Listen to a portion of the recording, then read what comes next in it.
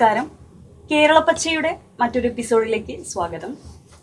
കവിയും ഗാനരചയിതാവും സാംസ്കാരിക പ്രവർത്തകനുമായ BK ഹരിനാരായണനാണ് ഇന്ന് കേരളപ്പച്ചയുടെ അതിഥിയായി എത്തിയിരിക്കുന്നത്. നമസ്കാരം. നമസ്കാരം. വളരെ പുതിയൊരു വിശേഷത്തിലേക്ക് കടന്നിരിക്കുകയാണ്. പുതിയൊരു പുസ്തകം, ഒരു പാട്ട് നോവൽ. എനിക്ക് തോന്നുന്നു പൊതുവിൽ എഴുത്ത് രീതികളിൽ അത്ര കണ്ടുപരിചിതമല്ലാത്തൊരു എക്സ്പെരിമെന്റൽ നോവലാണെന്ന് എനിക്ക് തോന്നുന്നത്. എന്താണ് പുതിയ വിശേഷം? ഇതൊക്കെ തന്നെയാണ് വിശേഷം. പുതിയ പാട്ടിൽ എഴുതപ്പെട്ട പാട്ടിൻ്റെ ഒരു വലിയ പാരമ്പര്യം നമുക്കുണ്ട്. വടക്കം പാട്ടായാലും കിളിപ്പാട്ടായാലും പടപ്പാട്ടായാലും അങ്ങനെ പാട്ടിൽ പറഞ്ഞ ഒരു കഥ. കുന്നംകുളം താജ്മഹൽ എന്നാണ് അതിൻ്റെ പേര്. കുന്നംകുളം താജ്മഹൽ എന്ന് പറയുന്നത് ഇതിനൊരു പാട്ട് നോവൽ എന്നൊരു ഓണറിൽ അതങ്ങനെ സംഭവിച്ചു പോയതാണ്. ഇതൊരു 10 വരിയിൽ ഞാൻ എഴുതിയൊരു കഥയായിരുന്നു, കവിതയായിരുന്നു. 10 വരിയിൽ എഴുതിയൊരു കവിതയായിരുന്നു, ഗദ്യത്തിൽ എഴുതിയൊരു കവിത. അതിന് കുന്നംകുളം താജ്മഹൽ എന്ന് തന്നെയായിരുന്നു അതിൻ്റെ ഒരു ടൈറ്റിൽ. കുന്നംകുളം എന്ന് കേൾക്കുമ്പോൾ ഒരാളുടെ ഉള്ളിൽ വരുന്നൊരു വികാരം ഉണ്ടല്ലോ, അല്ലെങ്കിൽ കുന്നംകുളത്ത് പുറത്തുള്ള ഒരാൾ, അത് തന്നെയാണ് ഇതിൻ്റെ ഒരു രാഷ്ട്രീയവും. അപ്പോൾ ഇത് കുന്നംകുളത്ത് സംഭവിച്ചൊരു കാര്യമല്ല. എൻ്റെ ഒരു സുഹൃത്ത് പറഞ്ഞൊരു കഥയാണ്. അയാളുടെ നാട്ടിൽ ഒരു പ്രണയം ഉണ്ടായി. അയാളൊരു പ്ലംബറാണ്. ആ പ്ലംബർ അയാളൊരു ദളിത് ഇതിൽപ്പെട്ട ഒരാളാണ്, കിഴാള വിഭാഗത്തിൽപ്പെട്ട ഒരാളാണ്. അയാൾക്ക് ഒരു പ്രണയമുണ്ടായി. ആ പ്രണയം നടന്നില്ല, സംഭവിച്ചില്ല. വിവാഹം കഴിക്കാൻ പറ്റിയില്ല. പക്ഷെ അയാൾ ആ പ്രണയം കൊണ്ട് നടക്കുകയും ഒരു ഘട്ടത്തിൽ അയാളെ നാട്ടുകാർ താജ്മഹൽ എന്ന് കളിയാക്കുകയും വിളിക്കുകയും ചെയ്തു, പ്രണയ സ്മാരകം എന്നുള്ള നിലയ്ക്ക്. ആദ്യം എതിർപ്പ് തോന്നിയെങ്കിലും അയാൾ ഇതിനെ സ്വീകരിച്ചു, ആ പേരിനെ. അതായിരുന്നു ആ ഒരു സംഭവം. അത് ഞാൻ എൻ്റെ കുന്നംകുളം പശ്ചാത്തലത്തിലേക്ക് പറിച്ചു നടുകയും കുന്നംകുളം താജ്മഹൽ എന്നാണ് അയാളുടെ വിളിപ്പേരെങ്കിൽ അതിനൊരു സാധ്യതയുണ്ടെന്ന് വിചാരിച്ച് 10 വരിയിൽ എഴുതിയതാണ്. അത് പക്ഷേ എൻ്റെ ഒരു സ്വാഭാവികമായിട്ടൊരു 4 മാസം 5 മാസം ചിലപ്പോൾ നമുക്ക് എടുക്കും മാഗസീനിൽ വരാൻ. അതിനിടയ്ക്ക് എൻ്റെ ഒരു സുഹൃത്ത് ഇതിങ്ങനെ വായിക്കാൻ കൊടുത്ത്, ഈ സിനിമയിൽ പ്രവർത്തിക്കുന്ന ഒരു സുഹൃത്താണ്, രാഹുൽ എന്നുണ്ട്. ഈ കഥ പറഞ്ഞപ്പോൾ അയാൾ എന്നോട് ചെയ്തു, കുറച്ചുകൂടി ഒരു കഥയായിട്ട് എഴുതിക്കൂടെ എന്ന് ചോദിച്ചു. ഒരു സിനിമ. പക്ഷെ എനിക്ക് കഥയുടെ അത് എഴുതിയിട്ട് അതിൻ്റെ ഒരു ഗദ്യം ശരിയായില്ല. ഞാൻ വെറുതെ അത് പാട്ടിൽ ട്രൈ ചെയ്തതാണ്. അങ്ങനെ അത് എഴുതി ഒരു പ്രത്യേക മീറ്ററിലുള്ള ഒരു പാട്ടിൽ എഴുതിയതൊരു കുറച്ച് വളരെ ദീർഘമായിട്ടുള്ള ഒരു 10-200 പേജുള്ള ഒന്നായി. അപ്പോൾ ഇതിനെ കോയിൻ ചെയ്യാൻ വേണ്ടിയിട്ട് ഞാൻ പാട്ട് കഥ എന്നെഴുതിയാൽ സുഖം ഉണ്ടാവില്ല. അപ്പോൾ ഈ വേഴ്സ് നോവല്ല എന്നൊക്കെ പറഞ്ഞിട്ടുള്ള ഇംഗ്ലീഷിലും കുറേ പരീക്ഷണങ്ങൾ വന്നിട്ടുണ്ട്. അപ്പോൾ അതിനെ ഈ പാട്ട് കഥ എന്ന് എഴുതാൻ, അല്ലെങ്കിൽ പദ്യ നോവൽ എന്ന് എഴുതുമ്പോഴും ഒരു സുഖമില്ലാത്തതുകൊണ്ട് ഞാൻ അതിനെ പാട്ട് നോവൽ എന്ന് കോയിൻ ചെയ്തു. ഇതിന് പാട്ട് നോവലില്ലെങ്കിലും ഇപ്പോൾ മലയാളത്തിലെ ഏറ്റവും മികച്ചൊരു ഒരു പാട്ട് നോവൽ തന്നെയാണ് വടക്കം പാട്ട് എന്ന് പറയുന്നത്. അത്തരത്തിലുള്ള മാതൃകകൾ ഇവിടെയുണ്ട്. അങ്ങനെ കോയിൻ ചെയ്തതാണ് ഈ കുന്നംകുളം താജ്മഹൽ എന്ന് പറയുന്നത്. അതാണ് അതിൻ്റെ ഏതാണ്ട് ഒരു ഇതിവൃത്തവും പ്രണയവും, പിന്നെ അതിൻ്റെ ഒരു പ്രാദേശികതയും, അത്തരത്തിലുള്ള ചെറിയൊരു രാഷ്ട്രീയം എന്ന് പറയുന്നത് കക്ഷി രാഷ്ട്രീയമല്ല, എൻ്റെ കുറേ ചെറിയ രാഷ്ട്രീയത്തിൻ്റെ ചെറിയ ലെയറുകളും ഒക്കെയുള്ള ഒരു പുസ്തകമാണത്. അതുപോലെ തന്നെ എനിക്കറിയാം ഒരുപാട് ഗാനങ്ങൾ എഴുതിയിട്ടുണ്ട്. പൊതുവിൽ ഞങ്ങൾക്ക് തോന്നുന്ന, അല്ലെങ്കിൽ എനിക്കൊക്കെ തോന്നിയിട്ടുള്ളൊരു സംശയമാണ്, വരികളാണോ ഈണമാണോ ആദ്യം ഉണ്ടാവാറുണ്ട്? എങ്ങനെയാണ് ഒരു പാട്ടിലേക്ക് എത്താറ്? ഈണം വരികൾ ആദ്യമുണ്ടായ പാട്ടുകളുണ്ടായിരിക്കും. ഈണമുണ്ടായി അതിൽ വരി വരുന്ന പാട്ടുകൾ ഉണ്ടായിരിക്കും. ഇത് രണ്ടുമല്ലാതെ ദൃശ്യം ആദ്യമുണ്ടായി, അതിൽ ഈണമുണ്ടായി, അതിനുശേഷം വരി ഉണ്ടാവുന്ന പാട്ടുകളും സംഭവിക്കുന്നുണ്ട്. എന്നെ സംബന്ധിച്ചിടത്തോളം ഞാൻ എഴുതിയതിൽ ഒരു 80% അല്ലെങ്കിൽ 90% മുകളിൽ ഈണത്തിനനുസരിച്ച് എഴുതിയ പാട്ടുകളാണുള്ളത്. അതിൽ വളരെയധികം, ഇപ്പം എന്നെ ഏറ്റവും ആദ്യം ശ്രദ്ധിക്കപ്പെട്ട ഓലഞ്ഞാലിക്കുരുവി അടക്കം ഇപ്പോൾ ഈ തുടരും സിനിമയിലുള്ള പാട്ടുകളൊക്കെ ഞാൻ വിഷ്വൽ കൂടി കണ്ടിട്ട് എഴുതിയ പാട്ടുകളാണ്. അതൊക്കെ ഓരോന്നും ഓരോ സാധ്യതകളാണ്. അങ്ങനെ പല രീതിയിലും സംഭവിക്കുന്നുണ്ട്. അതുപോലെ പാട്ടിന് ഓരോ കാലത്തും ഓരോ ട്രെൻഡുകൾ ഉണ്ടായിരുന്നു. വയലാറിന്റെ ഒരു ട്രെൻഡ് ഉണ്ടായിരുന്നു, യേശുദാസിന്റെ ഒരു ട്രെൻഡ് ഉണ്ടായിരുന്നു, DK ഹരിനാരായണന്റെ ഒരു ട്രെൻഡ് ഉണ്ട്. അപ്പൊ ഇപ്പോ പാട്ട് ഏത് ട്രെൻഡിലെത്തി നിൽക്കുന്നതാണ് തോന്നുന്നത്? അങ്ങനെയല്ല, ഇപ്പോൾ ഒരു നമുക്ക് ഏതാണ് ട്രെൻഡ് എന്ന് പറയാൻ നമുക്ക് പെട്ടെന്ന് പറ്റില്ല. കാരണം കുറേ കൂടി ഓപ്പണാണ്. അപ്പോൾ നമ്മളൊരു സോഷ്യൽ മീഡിയ പ്ലാറ്റ്ഫോമിൽ നമ്മൾ ജീവിക്കുന്ന ആളുകളായതുകൊണ്ട് നമ്മളൊരു റീൽസ് ഇട്ട് കഴിഞ്ഞാൽ അത് ഏതോ അറിയാത്ത ഏതൊരാളാണെങ്കിൽ പോലും അയാൾക്ക് ശ്രദ്ധ നേടാനുള്ള ഒരു സാധ്യത ഇന്ന് നന്നായിട്ടുണ്ട്. അതുകൊണ്ട് തന്നെ കുറേ ഇൻഡിപെൻഡൻറ്റ് മ്യൂസിക് ട്രൂപ്പുകൾ, ഇപ്പോൾ വേടനെ പോലുള്ളവർ, ഡാപ്സിയെ പോലുള്ളവർ, ഫെജോനെ പോലുള്ളവർ, ഹനുമാൻ കൈൻഡിനെ പോലുള്ളവർ, അങ്ങനെ ഇൻഡിപെൻഡൻറ്റ് റാപ്പേഴ്സ് പോകുന്നുണ്ട്. വേറൊരു സൈഡിൽ നന്ദഗോവിന്ദം പോലുള്ളവർ വരുന്നുണ്ട്. ഇങ്ങനെ പലർക്കും സാധ്യതയുണ്ട്, പലർക്കും ഓഡിയൻസും ഉണ്ട്. അപ്പോൾ അതുകൊണ്ട് നമുക്ക് അങ്ങനെ ഒരു പ്രത്യേക ട്രെൻഡ് എന്ന് പറയാൻ പറ്റില്ല. ഇപ്പം ഇന്നത്തെ ട്രെൻഡ് ആയിരിക്കില്ല നാളെ. നമ്മൾ വളരെ സ്പീഡിൽ ജീവിക്കുന്ന ഒരു കാലത്താണ്. എന്നുവെച്ചാൽ ആളുകൾ ദിനപത്രം വായിക്കാൻ മടിക്കുന്ന, ഒരു ന്യൂസ് പൂർണ്ണമായിട്ട് കാണാൻ മടിക്കുന്ന, നമ്മൾ സ്ക്രോള് ചെയ്യുകയും ഹെഡ്ലൈൻസ് മാത്രം നോക്കുകയും ഒക്കെ ചെയ്യുന്ന ഒരു കാലത്താണ്. അപ്പോൾ അതിങ്ങനെ മാറിക്കൊണ്ടിരിക്കും. ഇപ്പോൾ നമുക്കങ്ങനെ ഒരു സ്പെസിഫൈഡ് ആയിട്ടുള്ളൊരു ട്രെൻഡ് എന്ന് പറയാൻ പറ്റില്ല. നമ്മളൊരു വാർത്താധിഷ്ഠിതമായിട്ട് നമ്മൾ സംസാരിക്കുമ്പോൾ നല്ല വാർത്തയാണെങ്കിലും ചീത്ത വാർത്തയാണെങ്കിലും നമ്മളിപ്പോൾ ഓരോ ദിവസവും ഓരോ ന്യൂസ് ട്രെൻഡിങ് ഉണ്ട്. രണ്ടുപേരും കൂടിയിട്ട് ഇപ്പോൾ കഴിഞ്ഞ ദിവസം നമുക്ക് നോക്കിക്കഴിഞ്ഞാൽ അറിയാം, ഒരു 2 ദിവസം മുമ്പ് 2 പേരുടെ ചിത്രം വെച്ചിട്ടായിരുന്നു വന്നത്. അതായത് ഒരു സൈഡിൽ സഞ്ജു സാംസൻ്റെയും ഒരു സൈഡിൽ K രാജൻ്റെയും ചിത്രം വെച്ചിട്ട് ഇവർ 2 പേരും ട്രെൻഡിങ് ആയി എന്ന് പറഞ്ഞിട്ട്. അപ്പം വാർത്തകളുടെ സ്വഭാവം അങ്ങനെയാണ്. മാത്രമല്ല ഒരു വാർത്തയുടെ ആയുസ്സും അങ്ങനെ ആയിട്ടുണ്ട്. അത്രയും സ്പീഡിലാണ് സഞ്ചരിക്കുന്നത്. അപ്പം നമുക്ക് അങ്ങനെ മുഴുവൻ പറയാൻ പറ്റില്ല. അതുപോലെ തന്നെ പാട്ടിന് എല്ലാ കാലത്തും രാഷ്ട്രീയം ഉണ്ട് എന്നാണ് ഞാൻ മനസ്സിലാക്കുന്നത്. അത് കുറച്ച് സോഫ്റ്റ് ആയിട്ടും പറഞ്ഞു പോകുന്നവരുണ്ട്. ഇപ്പം എനിക്ക് തോന്നുന്നു കുറച്ചുകൂടി വ്യക്തമായിട്ട് ചില വാക്കുകളൊക്കെ മറ്റുള്ളവരെ ഭയപ്പെടാതെ തന്നെ, അതായത് കേരള സ്റ്റോറി പോലെയുള്ള പ്രൊപ്പഗണ്ട നിറഞ്ഞ സിനിമകൾ ഇറങ്ങുന്ന ഒരു കാലമാണ്. അതുപോലെ തന്നെ ഇത്തരത്തിലുള്ള പാട്ടുകൾ, ഇപ്പം നേരത്തെ പറഞ്ഞ പോലെ വേടന്റെ പാട്ടുകളിലൊക്കെ വളരെ വ്യക്തമായി തന്നെ രാഷ്ട്രീയം പറയുന്നുണ്ട്. അപ്പോൾ ആ പാട്ടിന്റെ രാഷ്ട്രീയ സ്വഭാവത്തിൽ മാറ്റം വന്നതായിട്ട് തോന്നുന്നുണ്ടോ? പാട്ട് നമുക്ക് കുറെ കൂടി ഉറക്കെ പറയാൻ ഉള്ളൊരു സാധ്യത ഒന്ന് വന്നിട്ടുണ്ട്. 2, നമ്മൾ ഈ പാട്ടിൻ്റെ രാഷ്ട്രീയം എന്ന് പല ആംഗിളിൽ നമ്മൾ ചിന്തിക്കേണ്ടതുണ്ട്. പാട്ടിൻ്റെ രാഷ്ട്രീയം അത് ഒരു മിയർ പൊളിറ്റിക്സ് എന്നുള്ളതോ അങ്ങനെയല്ലാതെ തന്നെ പലതും പാട്ടിൻ്റെ രാഷ്ട്രീയങ്ങളാണ്. പിന്നെ ഈ ചലച്ചിത്ര ഗാനത്തിൽ നമുക്ക് അതിൽ വലിയ പരിമിതിയുണ്ട്. കാരണം ചലച്ചിത്ര ഗാനം എഴുതാൻ നിയുക്തനാവുന്ന ഒരു ഗാനരചയിതാവ് അയാളൊരു തൊഴിലാളി കൂടിയാണ്. അയാളൊരു തൊഴിൽ, അയാൾ ഒരു ജോലിക്ക് അയാളെ ശമ്പളം കൊടുത്താണ് വരുന്നത്. അപ്പോൾ പലപ്പോഴും നമ്മൾ ചിന്തിക്കുന്ന പോലെയല്ല, അത് ഒരു സംവിധായകനും സംഗീത സംവിധായകനും തിരക്കഥാകൃത്തുമുണ്ട്. അതിലൊരു സിറ്റുവേഷൻ അനുസരിച്ചാണ് വേണ്ടത്. അതിലൊരു കഥാപാത്രത്തിന് വേണ്ടിയിട്ടാണ് നമ്മൾ പാട്ട് എഴുതുന്നത്. പലപ്പോഴും നമ്മുടെ വരികളല്ല, നമ്മുടെ ആശയമല്ല നമുക്ക് അവിടെ എഴുതേണ്ടി വരും. നമുക്ക് ചില സ്ഥലങ്ങളിൽ വിയോജിക്കാം എന്ന് മാത്രമേ ഉള്ളൂ. അപ്പോൾ അങ്ങനെ എഴുതേണ്ടി വരുമ്പോൾ നമുക്കതിൽ നമ്മുടെ ഒരു രാഷ്ട്രീയമോ നമ്മളുടെ വിശ്വാസങ്ങളോ ഒന്നും അതിന് വിരുദ്ധമായിട്ടും എഴുതേണ്ടി വരും. ഇപ്പോൾ ഒരു ഉദാഹരണം പറഞ്ഞാൽ, യുക്തിവാദിയായിട്ടുള്ള ഒരാൾക്ക് ഒരു സിനിമയ്ക്ക് വേണ്ടിയിട്ട് ഭക്തിഗാനം എഴുതേണ്ടി വരും. അയാളൊരു ഭക്തിഗാനം എഴുതുമ്പോൾ അയാൾ അതിൻ്റെ മാക്സിമത്തിലാണ് അവിടെ എഴുതേണ്ടി വരുന്നത്. കാരണം ആ സിറ്റുവേഷൻ ഡിമാൻഡ് ചെയ്യുന്നുണ്ട്. അയാളൊരു തൊഴിലാണ്. അതിനർത്ഥം അയാൾ ഭക്തനാണെന്നുള്ളതല്ല, അത് ആ സിറ്റുവേഷൻ അയാൾ എഴുതേണ്ടതാണ്.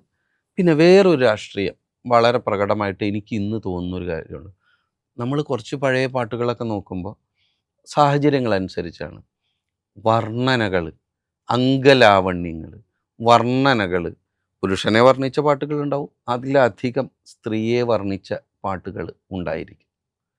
നമ്മൾ ഇന്ന് ജീവിക്കുന്ന ഒരു സൊസൈറ്റി എന്ന് പറയുന്നത് സ്ത്രീയും പുരുഷനും മാത്രം അടങ്ങിയതല്ല. ഒരുപാട് സമൂഹങ്ങളുണ്ട്, ഒരുപാട് ലിംഗ സമൂഹങ്ങളുണ്ട്, ഒരുപാട് ലിംഗ വിഭിന്നതകളുണ്ട്.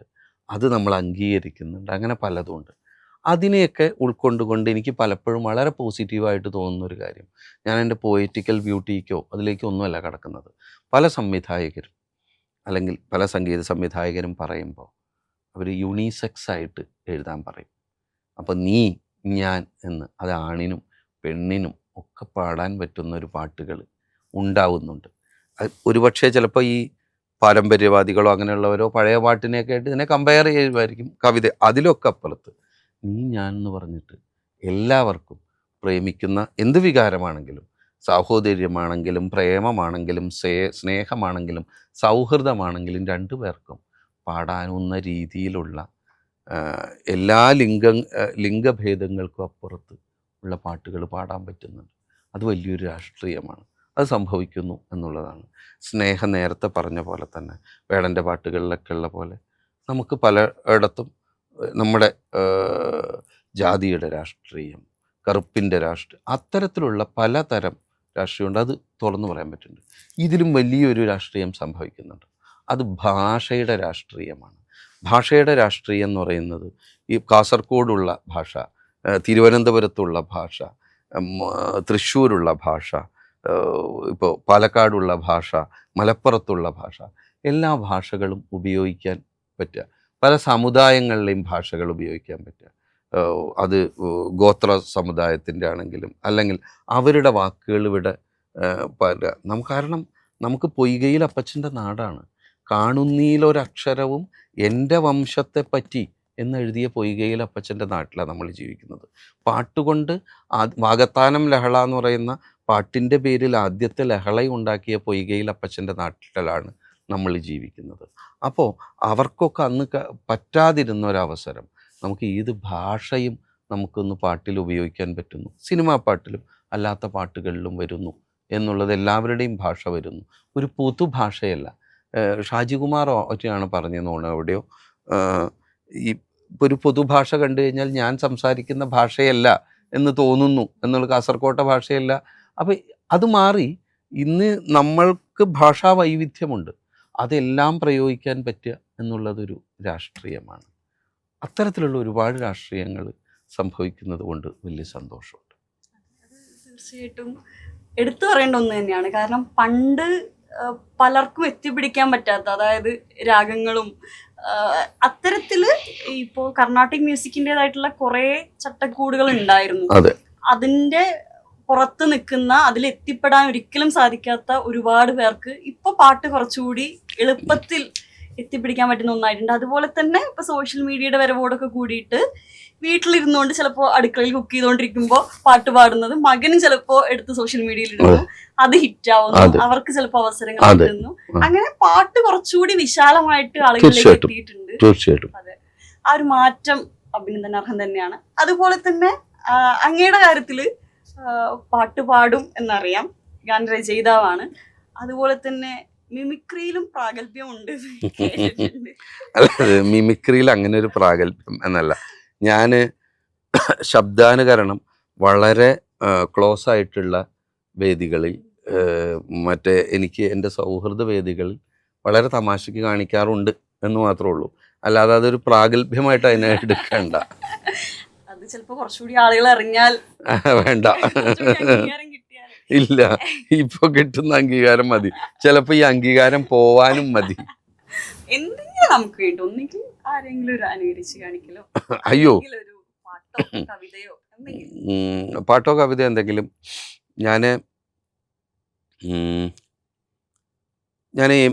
എനിക്ക് രണ്ടാമത് സംസ്ഥാന അവാർഡ് കിട്ടിയ പാട്ട് പാടാനുള്ളൊരു ശ്രമം നടത്താം. ചുമ ഉണ്ട് എന്നുള്ളതാണ് ഏറ്റവും വലിയ പ്രശ്നം. ശബ്ദം എൻ്റെ നിയന്ത്രണത്തിലല്ല. അപ്പം അതിൻ്റെ ഒരു ഭാഗം മാത്രമാണ്. ജയ്ഹരിയാണ് സംഗീത സംവിധായകൻ ബിജിപാലാണ് ആ പാട്ട് പാടിയത്. അപ്പോൾ അത് കനിയേന്ന് തുടങ്ങുന്ന ഒരു പാട്ടാണ്. ഒരു ഗോത്ര സമുദായത്തിലുള്ള കാട്ടിൽ ജീവിക്കുന്ന ഒരു അച്ഛൻ മകനെ പഠിക്കാൻ വേണ്ടിയിട്ട് പറഞ്ഞയക്കുന്ന ഒരു സന്ദർഭമുള്ള കുട്ടികളുടെ സിനിമയാണ്. ആ സിനിമയ്ക്ക് ഏറ്റവും കാടകലം എന്ന സിനിമയ്ക്ക് ഏറ്റവും മികച്ച സഖിൽ രവീന്ദ്രൻ എന്ന് പറയുന്ന ഡയറക്ടർ ചെയ്ത ആ സിനിമയ്ക്ക് ഏറ്റവും മികച്ച സിനിമയ്ക്കുള്ള അവാർഡും ആ വർഷം കിട്ടിയിരുന്നു. കരിനെച്ചിക്കാടു കടക്കണ്ണട്ടു വളർത്തിയ വാർഗനിയേ എന്നാശക്കൊമ്പത്തൂഞ്ഞാലാടി നിറഞ്ഞ കുറുമ്പൊളിയേ മാറത്തൻ ചൂടേറ്റെന്നും ചാഞ്ഞുമയങ്ങണ പൈങ്കിളിയേ മുള പൊട്ടിച്ചീന്തണ പോലൻ ചങ്ക് ചിലമ്പണ് തേൻ കനിയേ കനിയേ കനിയേ കനിയേ കനിയേ കനിയേ കനിയേ കനിയേ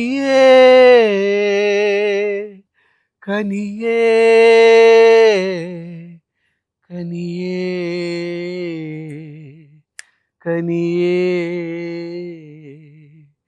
കനിയേ. ഗംഭീരം. ഇനി നമുക്ക് കുറച്ചുകൂടി ചോദ്യങ്ങളെ കൂടി കടക്കാം. അതായത് സാംസ്കാരിക മേഖലയിൽ ഒരു 5-10 വർഷമായിട്ട് ഒരുപാട് മാറ്റങ്ങൾ വന്നിട്ടുണ്ട്. പ്രത്യേകിച്ച് ഒരുപാട് ഫെസ്റ്റിവൽസ് നടക്കുന്നുണ്ട്, ലിറ്ററേച്ചർ ഫെസ്റ്റിവലുകൾ നടക്കുന്നുണ്ട്, ബിനാലെ പോലെയുള്ള പരിപാടികൾ നടക്കുന്നുണ്ട്, ഇറ്റ്ഫോക്ക് പോലെയുള്ള നാടകങ്ങളുമായി ബന്ധപ്പെട്ട പരിപാടികൾ നടക്കുന്നുണ്ട്. അപ്പം അത്തരത്തിലുള്ള മാറ്റങ്ങളെ, അതായത് കുറച്ചുകൂടി നമ്മൾ നേരത്തെ പറഞ്ഞ പോലെ തന്നെ കുറച്ചുകൂടി കൂടുതൽ ആളുകളിലേക്ക് എത്തുന്ന ഇത്തരം ഒരു മാറ്റത്തെ എങ്ങനെ നോക്കിക്കാണുന്നു? വലിയ സന്തോഷമുള്ള കാര്യമല്ലേ? കാരണം പലയിടങ്ങളിലും ഈ വായനയുടെ പേരിൽ, അക്ഷരങ്ങളുടെ പേരിൽ അത് വലിയ ഉത്സവങ്ങൾ നടക്കുന്നുണ്ട്. അപ്പുറത്ത് പിന്നെ ഇപ്പോൾ ഓരോ പഞ്ചായത്തുകളിൽ, ഓരോ മുനിസിപ്പാലിറ്റികളിലൊക്കെ ഓരോ വീട്ടിലും അവിടെ ഉള്ളവർ ഒരു ദിവസം ഓരോ കറി ഓരോരുത്തരും കൊണ്ടുവന്ന് അതിവിടെ വെച്ച് അവിടെ ആളുകൾ അക്ഷരത്തിനെ പറ്റി, കവിതയെപ്പറ്റി, പാട്ടിനെപ്പറ്റി, കഥയെപ്പറ്റി, നോവലിനെപ്പറ്റി, രാഷ്ട്രീയത്തിനെപ്പറ്റി സംസാരിക്കുന്നു. അവിടെ ആൾ ഒത്തുകൂടുന്നു എന്നുള്ളത്, അക്ഷരത്തിൻ്റെ പേരിൽ ആൾക്കാർ ഒത്തുകൂടുമ്പോൾ അവിടെ നമ്മൾ പറയാതെ സംഭവിക്കുന്ന ഒരു കാര്യമുണ്ട്. അത് വെറുപ്പിൻ്റെ രാഷ്ട്രീയത്തിനെതിരെയുള്ള ഒരു പ്രതിരോധമാണ് അക്ഷരം കൊണ്ട് തീർക്കപ്പെടുന്നത്. ഇറ്റ്ഫോക്ക് എന്ന് പറയുമ്പോൾ ഞാൻ ഏറ്റവും ആദ്യത്തെ ഇറ്റ്ഫോക്കിൻ്റെ മീഡിയ ടീം തൊട്ട് ഉണ്ടായിട്ടുണ്ട്. അപ്പോൾ അവിടെ എന്ന് പറയുമ്പോൾ പല സ്ഥലത്തു നിന്നുള്ള നാടകങ്ങൾ വരുന്നു, പലതും നമ്മൾ കാണുന്നു. അതോടൊപ്പം തന്നെ ഒരു ഗാദറിങ് നടക്കുന്നുണ്ട്. ആ ഗാദറിങ് എന്ന് പറയുന്നത് ഒരു സാംസ്കാരിക വിനിമയമാണ് സംഭവിക്കുന്നത്. അത് നമ്മളെ വേറൊരു രീതിയിൽ ഉയർത്തുന്നുണ്ട്. നമ്മളെ മനുഷ്യന്മാരായി മാറ്റുക എന്ന് പറയുന്നൊരു, നമ്മുടെ ഈ കാലത്ത് ഈ മനുഷ്യരായി ജീവിക്കുക എന്നൊക്കെ പറയുന്നത് വലിയ ബുദ്ധിമുട്ടുള്ള കാര്യമാണ്. പലയിടത്തും നമ്മൾ നോക്കുമ്പോൾ മനുഷ്യരായി ജീവിക്കാൻ നമ്മളെ പ്രേരിപ്പിക്കുന്നതാണ് ഇത്തരത്തിൽ അക്ഷരത്തിൻ്റെയും നാടകത്തിൻ്റെയും ഉത്സവങ്ങൾ. വലിയ കാര്യമല്ലേ ഇത്? ഇതുപോലെ തന്നെ ഞങ്ങളുടെ നാട്ടില് ഈ കുടുംബശ്രീയിലെ തൊഴിലുറപ്പ് ചേച്ചിമാരുണ്ട്. അപ്പൊ ഇവരുടെ ഈ കുറച്ച് പേരുടെ ഇടയിൽ ഇവർ നടത്തുന്ന ഒരു ചെറിയ പരിപാടിയാണ്, ഇവരുടെ എന്തെങ്കിലും സന്തോഷ നിമിഷങ്ങൾ, പിറന്നാളോ വിവാഹമോ പോലുള്ള ഉണ്ടെങ്കിൽ ഇവരെല്ലാവരും പുസ്തകങ്ങളാണ് കൈമാറുക. അപ്പൊ ഇവര് പരസ്പരം അങ്ങോട്ടും ഇങ്ങോട്ടും, ഇപ്പോൾ ഒരു പ്രാവശ്യം 10 പുസ്തകങ്ങളാണ് വാങ്ങിച്ചതെങ്കിൽ ഇവർ ഇത് പരസ്പരം അങ്ങോട്ടും ഇങ്ങോട്ടും കൈമാറി പുസ്തകങ്ങൾ വായിക്കുന്നത്. അപ്പൊ ഇതോടൊപ്പം ചേർത്ത് വായിക്കേണ്ടതാണ്. കാരണം വർക്കിംഗ് ക്ലാസ്സിനടക്കം എത്രത്തോളം ഈ ഒരു പൊളിറ്റിക്കൽ ലിറ്ററസി നേടിയെടുക്കുന്നതിൽ തീർച്ചയായിട്ടും ഇത്തരത്തിലുള്ള വായനകൾക്ക് രാഷ്ട്രീയ സാക്ഷരത, സാംസ്കാരിക സാക്ഷരത, ഒരു അറിവിൻ്റെ കൈമാറ്റം, അത് വലിയൊരു രീതിയിൽ നടക്കുന്നുണ്ടല്ലോ. അത് വലിയ കാര്യം തന്നെ. ശരിക്കും കേരളം ഇന്ത്യയിൽ നിന്ന് വേറിട്ട് നിൽക്കുന്നത് ഇത്തരത്തിലുള്ള പിന്നെ തീർച്ചയായിട്ടും ഒന്ന് നോക്കൂ, നമുക്ക് വിയോജിപ്പുകൾ പറയാം, പക്ഷെ നമുക്ക് സ്വതന്ത്രമായിട്ട്, നേരത്തെ സ്നേഹ എന്നോട് ആദ്യം ചോദിച്ചൊരു ചോദ്യമുണ്ട്, നമുക്ക് സ്വതന്ത്രമായിട്ട് എഴുതാൻ, സ്വതന്ത്രമായിട്ട് പാടാൻ, ഒരു എഴുത്തുകാരൻ അല്ലെങ്കിൽ ഒരു കലാകാരൻ എന്നുള്ള നിലയ്ക്ക് പറയാണ്, സ്വതന്ത്രമായിട്ട് പാടാൻ, സ്വതന്ത്രമായിട്ട് ആടാൻ, സ്വതന്ത്രമായിട്ട് നാടകം കളിക്കാൻ പ്രതീക്ഷയുടെ ഒരു തുരുത്തെങ്കിലും അവശേഷിക്കുന്നു എന്നുള്ളത് തന്നെയാണ് ഏറ്റവും വലിയ കാര്യം.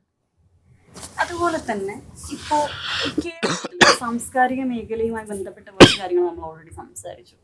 അതുപോലെ തന്നെ വിദ്യാഭ്യാസ മേഖലയിൽ, അതുപോലെ ആരോഗ്യ മേഖലയിലൊക്കെ തന്നെയും അഭൂതപൂർവമായിട്ടുള്ള മാറ്റങ്ങളാണ് കഴിഞ്ഞ കുറച്ച് വർഷങ്ങളായിട്ട് നടന്നുകൊണ്ടിരിക്കുന്നത്. ചെറിയ ചില കാര്യങ്ങൾ പോലും, അതായത് ഒരു അംഗനവാടി കുട്ടി ബിരിയാണി വേണമെന്ന് പറഞ്ഞാൽ ബിരിയാണി എത്തിച്ചു കൊടുക്കുന്ന രീതിയിലേക്ക് നമ്മൾ മാറി. സ്കൂളിൽ നിന്ന് ടൂർ പോകുന്ന സമയത്ത് ഒരു കുട്ടിക്ക് ടൂർ പോകാനുള്ള പൈസ ഇല്ലെങ്കിൽ ടൂർ പോകണ്ട എന്നുള്ള രീതിയിലേക്ക് നമുക്ക് പുറമെന്ന് നോക്കുമ്പോൾ ചെറിയ കാര്യമായിട്ട് തോന്നുമെങ്കിലും ആ കുട്ടികൾക്കിടയിൽ വളരെ വിപ്ലവകരമായിട്ടുള്ള പല മാറ്റങ്ങളും നടന്നിട്ടുണ്ട്. അതുപോലെ തന്നെയാണ് ഇപ്പോൾ ആരോഗ്യ മേഖലയുമായി ബന്ധപ്പെട്ട് ഹൃദയം മാറ്റിവെക്കൽ ശസ്ത്രക്രിയ പോലും ഒരു ഗവൺമെന്റ് ഹോസ്പിറ്റലിൽ നടക്കുന്നു എന്നുള്ള കാഴ്ച. അപ്പോൾ ഇത്തരത്തിലുള്ള മാറ്റങ്ങൾ നമ്മുടെ, ഞാൻ നേരത്തെ പറഞ്ഞ പോലെ തന്നെ മറ്റു സംസ്ഥാനങ്ങളെ അപേക്ഷിച്ച് കേരളം എത്രത്തോളം ഉന്നതിയിൽ എത്തി നിൽക്കുന്നു എന്നാണ് തോന്നുന്നത്. അല്ല, അത് നമ്മൾ പറഞ്ഞല്ലോ, പല രീതിയിലും ഏറ്റവും വലിയൊരു കാര്യം ഇപ്പോൾ ഇതിനോട് ചേർത്തിട്ട് പറയാം. ഇക്കുറി തൃശ്ശൂരിലായിരുന്നു യുവജനോത്സവം നടന്നിരുന്നത്. അതിൻ്റെ സമാപന വേദിയിൽ ഞാനും ഉണ്ടായിരുന്നു. അവിടെ നമുക്കൊക്കെ അറിയുന്ന കാര്യമാണ്, ഒരു കുട്ടിക്ക് വയ്യാതെ പങ്കെടുക്കാൻ പറ്റാത്ത ഒരു കുട്ടിക്ക് ഓൺലൈനിൽ പങ്കെടുക്കാൻ ഒരവസരം ഉണ്ടാവുക എന്ന് പറയുന്ന ഒരു കാര്യമുണ്ടല്ലോ, അത് ചെറിയ കാര്യമല്ല. അത് അതിൻ്റെ ഇങ്ങനത്തെ കാര്യങ്ങൾക്കൊക്കെ പല നൂലാമാലകളും ഉണ്ടല്ലോ. ഈ അതിൻ്റെ ഒരു നടപടിയുടെയൊക്കെ നൂലാമാലകൾ, നിയമത്തിൻ്റെ നൂലാമാലകൾ. ഈ നിയമത്തിൻ്റെയും നടപടികളെയും നൂലാമാലകൾ മനുഷ്യത്വത്തിന് വേണ്ടിയിട്ട് മാറി നിൽക്കുക. ആ മനുഷ്യത്വം അത് കുഞ്ഞിൻ്റെ ആയാലും അത് കാണുക എന്ന് പറയുന്ന ഒരു കാര്യമുണ്ടല്ലോ. അവിടെ തന്നെ നമുക്ക് കാണാമല്ലോ അതിൻ്റെ ഒരു ഉയർച്ച. ഞാൻ ആ വേദിയിൽ നിന്ന് കണ്ടതാണ്. പിന്നെ ഈ 10 വർഷം എന്ന് നമ്മൾ പറയുമ്പോൾ നമ്മൾ നേരിട്ട വെല്ലുവിളികൾ എന്തൊക്കെയാണ്? പ്രളയം, പ്രകൃതി ദുരന്തങ്ങൾ, പ്രളയം, ഉരുൾപൊട്ടൽ, നിപ്പ, കോവിഡ്, ഇത്തരം പ്രതിസന്ധി എന്നൊക്കെ പ്രതിസന്ധിയെ മറികടക്കുക എന്നുള്ളതല്ല, ലോകത്തിന് അല്ലെങ്കിൽ ഇന്ത്യക്ക് പോലും മാതൃകയാവുന്ന രീതിയിൽ അതിനെ പുനരധിവാസ പ്രവർത്തനങ്ങളാണെങ്കിലും, അല്ലെങ്കിൽ ആ ഒരു ദുരന്തത്തിൽ നിന്ന് പിന്നീട് എങ്ങനെയാണ് മുന്നോട്ട് പോകേണ്ടത് എന്നുള്ളത് കാണിച്ചുകൊണ്ടാണ് നമ്മുടെയൊക്കെ എല്ലാവരും ഉറ്റുനോക്കുന്ന രീതിയിൽ കഴിഞ്ഞ ദിവസം ഒരു ടൗൺഷിപ്പൊക്കെ വന്നത്. അപ്പം അത്തരത്തിൽ അടിസ്ഥാന മനുഷ്യൻ്റെ എത്ര കാര്യങ്ങളാണ് ഇപ്പോൾ ഈ ക്ഷേമ പെൻഷനുകൾ ആണെങ്കിലൊക്കെ ഞാനൊക്കെ ഒരു ഗ്രാമപ്രദേശത്താണെന്നായിരുന്നു, നമുക്കൊക്കെ അറിയുന്ന കാര്യമാണ്. അങ്ങനെ ആ ക്ഷേമ പെൻഷൻ കിട്ടുന്ന എത്രയോ കുടുംബങ്ങൾ, എത്രയോ ആളുകൾ ഉണ്ട്. ഇപ്പം എൻ്റെയൊക്കെ പഞ്ചായത്തിൽ കഴിഞ്ഞ ദിവസം ഇങ്ങനെ പ്രസിഡൻറ്റിനോട് സംസാരിച്ചപ്പോൾ പറഞ്ഞു, അങ്ങനെ വീടില്ലാത്തവരില്ല, എല്ലാവർക്കും വീട് കിട്ടിക്കഴിഞ്ഞിരിക്കുന്നു. അതെത്ര സുന്ദരമായിട്ടുള്ളൊരു കാര്യമാണ്. ഭൂമിയില്ലാത്തവരില്ല, ദാരിദ്ര്യമില്ലാത്തവരില്ല. പിന്നെ നമ്മൾ പണ്ടൊക്കെ പറയുന്ന ഒരു കാര്യമുണ്ട്, അല്ലെങ്കിൽ ഏത് കാലത്തും അവിടുന്ന് അങ്ങോട്ട് പോയി കഴിഞ്ഞ് ഇത്രയാണ് ടാർ റോഡ്, പിന്നെ അവിടേക്ക് ഇങ്ങനെ പഞ്ചായത്ത് റോഡ്, ശരിക്ക് വാഹനം ചെല്ലാത്ത റോഡുകളൊക്കെയാണ്. ഇന്ന് അങ്ങനത്തെ റോഡുകളില്ല. ഞാൻ കുന്നംകുളത്തു നിന്നാണ്. കുന്നംകുളത്തിൻ്റെ ചുറ്റുഭാഗത്തും അത് ഒരു പരിച്ഛേദമായതുകൊണ്ടാണ് ഞാൻ എൻ്റെ നാട് പറയുന്നത്. എല്ലാ സ്ഥലത്തും ഉണ്ട് BMBC റോഡുകളും മികച്ച റോഡുകളും. അതെ, കേച്ചേരി ബൈപ്പാസിലാണെങ്കിലും ഇപ്പോൾ ഇവിടെ നിന്ന് നമ്മൾ ഗുരുവായൂരിലേക്ക് പോകുന്ന വഴിയിലൊക്കെ ആളുകൾ ഇപ്പോൾ ഒരു വിനോദസഞ്ചാര കേന്ദ്രം പോലെ നമ്മുടെ ദേശീയപാതയുടെ അരികുകൾ മാറി എന്ന് പറയുമ്പോൾ അത്രയും ഭാവനാപൂർണമായിട്ടാണ് ഇത് സംഭവിക്കുന്നത്. അത് ഒരു കാഴ്ചയുടെ തലം. അല്ലപ്പുറത്തും നമുക്ക് ജനങ്ങൾക്ക് സഞ്ചരിക്കാനുള്ള ഒരു തലം. നേരത്തെ പറഞ്ഞു ആരോഗ്യരംഗം എന്നുള്ളത്.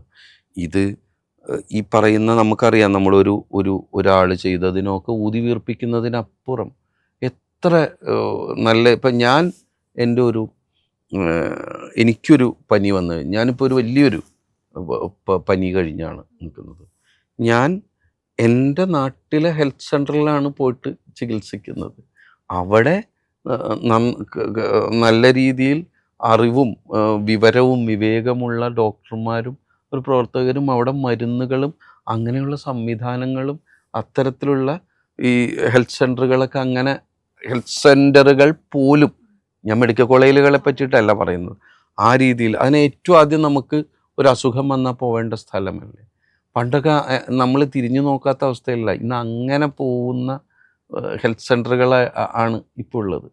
അപ്പം അത്തരത്തിൽ അക്ഷരാർത്ഥത്തിൽ എല്ലാ അർത്ഥത്തിലും വെളിച്ചമുള്ള 10 വർഷങ്ങളല്ലേ കടന്നു പോകുന്നത്. ഇതിന്റെ ഒരു തുടർച്ചയെ ഇങ്ങനെ നോക്കിക്കാം. ഇതിൻ്റെ തുടർച്ച വേണം. കാരണം നമ്മൾ കുറേ പദ്ധതികൾ, അതായത് ഒരു അറിവ് നമ്മൾ പ്രദാനം ചെയ്യുന്ന രീതിയിലാണെങ്കിലും ഇത്തരത്തിലുള്ള കുറേ പദ്ധതികൾ നമ്മൾ വലിയ വലിയ വലിയ വലിയ പ്രതീക്ഷയോടെ ഇപ്പോൾ നമ്മൾ തൊഴിൽ ഇപ്പോൾ നേരിടുന്നൊരു വിഷയമാണ്. നമ്മുടെ ഇവിടെ തൊഴിൽ ചെയ്യുന്ന കുട്ടികളൊക്കെ പുറത്ത് പഠിച്ചു കുട്ടികൾ പോകുന്നു എന്നുള്ളത്. അതല്ലാതെ ഇവിടെ തന്നെ തൊഴിൽ എടുക്കാനുള്ള ഒരു അവസ്ഥ ഉണ്ടാക്കുക എന്ന് പറയുന്ന അങ്ങനെയുള്ള സംവിധാനങ്ങൾ ഇവിടെ വന്നിരിക്കുകയാണ്. ഇപ്പോൾ നമ്മൾ KDISC പോലെയുള്ള വിജ്ഞാന കേരളം പോലെയുള്ള പദ്ധതികളൊക്കെ ഇവിടെ വരുന്നുണ്ട്. ഇതൊന്നും നമുക്ക് ഈ പറയുന്ന പോലെ ഒരു ഒറ്റ സുപ്രഭാതത്തിൽ നേരം ഇരുട്ടി വെളുക്കുമ്പോൾ സംഭവിക്കുന്നതല്ല. കാരണം ഇതൊരു വളരെ ഭാവനാപൂർണമായിട്ട് തുടക്കം കുറിച്ചതാണ്. ഇതിൻ്റെ പലതിൻ്റെയും ഗുണഭോക്താക്കളായിട്ട് മാറാൻ നമുക്കൊക്കെ കഴിഞ്ഞിട്ടുണ്ട്. ഇത് പാതിയിലിട്ട് വീഴേണ്ടതല്ല. ഇത് നമ്മുടെ സാമ്പത്തികമായിട്ടുള്ള, മാനസികമായിട്ടുള്ള, മനുഷ്യത്വപരമായിട്ടുള്ള, ജ്ഞാനപരമായിട്ടുള്ള പുരോഗതിക്ക് വേണ്ടിയിട്ടുള്ള ഇതിനൊരു തുടർച്ച ഉണ്ടാവണമെങ്കിൽ ഈ 10 വർഷത്തിനൊരു തുടർച്ച ഉണ്ടാവണം. കേരള പച്ചയുടെ ഈ ഒരു എപ്പിസോഡിൽ വളരെ കൃത്യമായി തന്നെ സാംസ്കാരിക മേഖലയെക്കുറിച്ചും കേരളത്തിൻ്റെ ആകെ മൊത്തമുള്ള മാറ്റങ്ങളെക്കുറിച്ചും കൃത്യമായിട്ടുള്ളൊരു നിരീക്ഷണം പ്രിയപ്പെട്ട BK ഹരിനാരായണൻ സർ ഇവിടെ പങ്കുവെച്ചു കഴിഞ്ഞു. കേരള പച്ചയുടെ ഭാഗമായിട്ട് ഇത്തിരി നേരം ഞങ്ങൾക്ക് വേണ്ടി മാറ്റിവെച്ചതിൽ നന്ദി, സന്തോഷം. സന്തോഷം. Thank you so much.